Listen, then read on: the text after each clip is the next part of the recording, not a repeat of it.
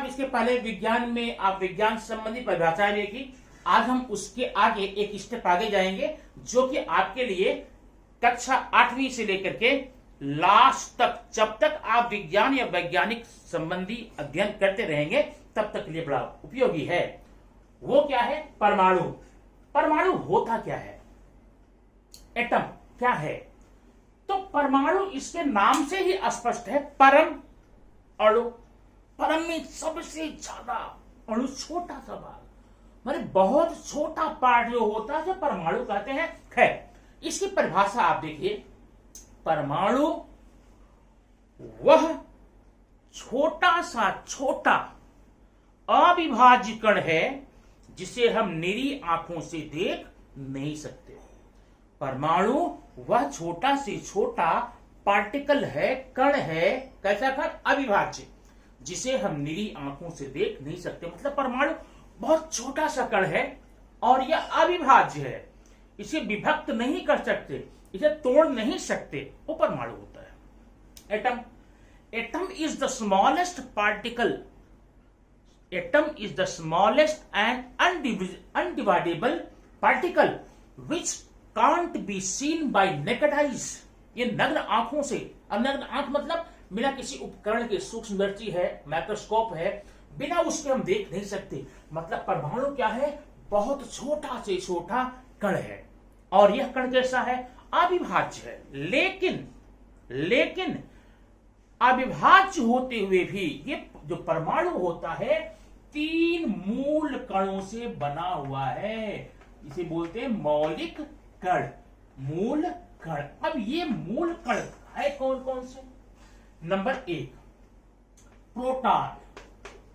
ये क्या कहते हैं? प्रोटॉन। इसको दिखाते हैं P से। दूसरा है इलेक्ट्रॉन, इसको दिखाते हैं E से। अब तीसरा है न्यूट्रॉन, इसे दिखाएंगे N से।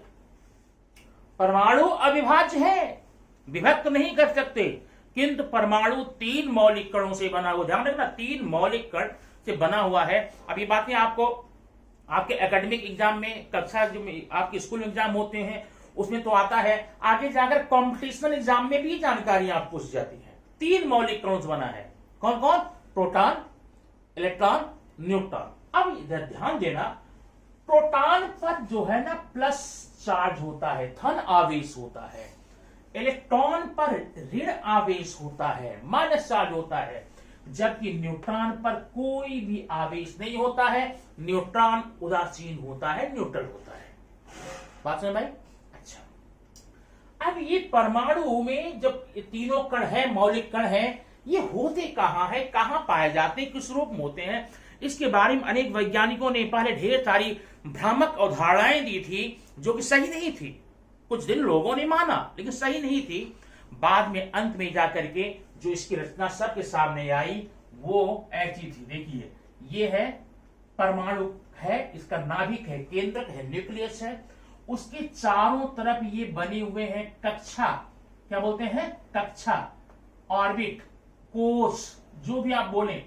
1 2 3 ये 4 ये कक्षाएं हैं। तो अब जरा अब देखेंगे, ये जो प्रोटॉन होता है इसके नाभिक में पाया जाएगा। ध्यान रखना, जब प्रश्न आता है प्रोटॉन परमाणु में किस जगह अवस्थित होता है, तो आप लिखेंगे इसके न्यूक्लियस में, इसके नाभिक में। और जो न्यूट्रॉन होता है वो भी इसके नाभिक में ही पाया जाएगा। माने प्रोटॉन और न्यूट्रॉन दोनों इसके न्यूक्लियस में पाए जाएंगे। तो इलेक्ट्रॉन कहां होगा? इलेक्ट्रॉन इनकी कक्षाओं में भ्रमण करता रहता है। ठीक है, इलेक्ट्रॉन इनकी जो कक्षाएं बनी है उसमें भ्रमण करता है। अभी कक्षा की परिभाषा पहले आप देख लेंगे। कक्षा बोलना या कोश बोलना, ये ऑर्बिट बोलना। कक्षा कहते किसे है? किसी परमाणु में उसके नाभिक के चारों तरफ का वह वृत्ताकार मार्ग जिसमें कि इलेक्ट्रॉन भ्रमण करते रहते हैं। इलेक्ट्रॉन यहां देखिए, ये दोनों स्थिर हैं, लेकिन इलेक्ट्रॉन इसमें भ्रमण करता रहेगा, घूमता रहेगा। किसी परमाणु के नाभिक के चारों तरफ का वह वृत्ताकार मार्ग जिसमें इलेक्ट्रॉन्स मूव करते रहते हैं, भ्रमण करते रहते हैं, उसे कहते हैं कक्षा, उसे कहते हैं कोश, उसे कहते हैं ऑर्बिट। बात समझ में? अच्छा, अब ध्यान ये देना, आपने एक कक्षा देख लिया। ये कक्षाएं होती कितनी है? 4 प्रकार की। देखिए, के है, एल है, एम है और एन है। यहां पर किसी परमाणु में कुल मिलाकर कक्षाएं कितने प्रकार की हैं? 4 प्रकार की, के, एल, एम, एन। अब देखना, के है पहली कक्षा, एल है दूसरी कक्षा, एम है तीसरी कक्षा और एन है चौथी कक्षा। ये देखना, ये कोष नंबर 1 है, के, एल, एम, एन। इसका मतलब के जो है वो सबसे छोटी कक्षा होती है, यल उससे बड़ी होती है, यम उससे भी बड़ी होती है और यन सबसे बड़ी होती है। तो सबसे छोटी कक्षा कितनी है? कौन सी है? के। ये देखिए, क्योंकि इसकी त्रिज्या केंद्रक से इतनी है। अगर हम यल में जाएं त्रिज्या बढ़ गई, अगर यम में जाएं तो और बढ़ गई, एन में जाएंगे तो और बढ़ गई। माने सबसे बड़ी त्रिज्या किसकी होती है? यन कक्षा की, उससे छोटी यम की, उससे छोटी यल की, उससे छोटी के की। 4 कक्षाएं याद रखना, कितनी? 4। लेकिन कभी कोई पूछे कुल कितनी कक्षाएं होती है, तो 4 कक्षाएं हैं। ये 4 कक्षाओं की संख्या नहीं है, ये प्रकार है। क्या है?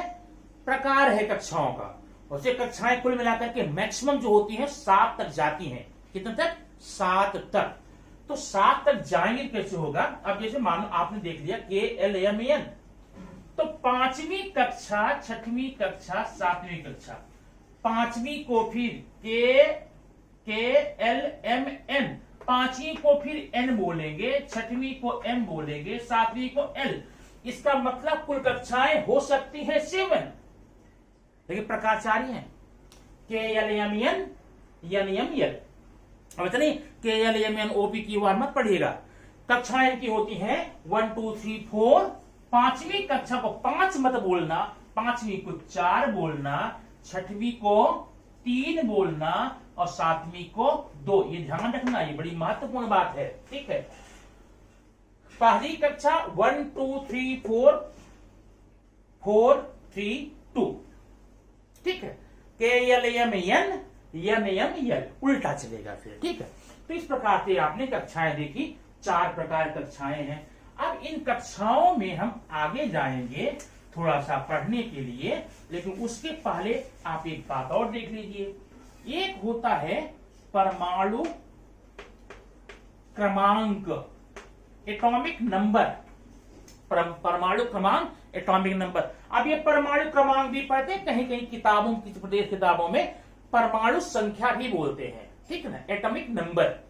इसको हम दिखाते हैं जेड से। अब परमाणु क्रमांक होता क्या है, ध्यान देख लो।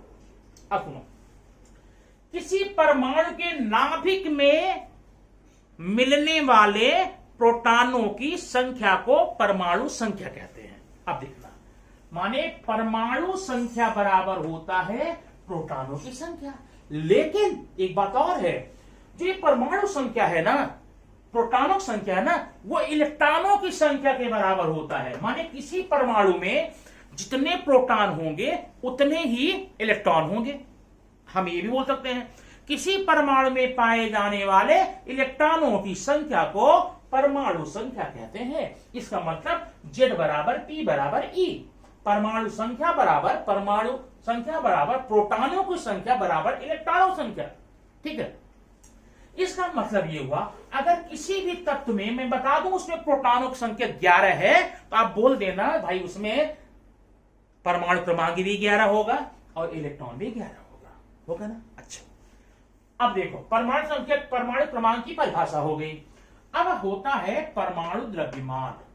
परमाणु द्रव्यमान, इसमें क्या है? परमाणु द्रव्यमान लिखाते हैं ए से, ए बराबर होता P + N। ये सूत्र है, आप इस सूत्र के सहायता से परिभाषा बना सकते हैं। किसी परमाणु के नाभिक में पाए जाने वाले प्रोटॉनों और न्यूट्रॉनों की संख्या के योगफल को परमाणु द्रव्यमान कहते हैं। किसी परमाणु के नाभिक में, अब ये प्रोटॉन और न्यूट्रॉन कहां पाए जाएंगे? नाभिक में पाए जाएंगे।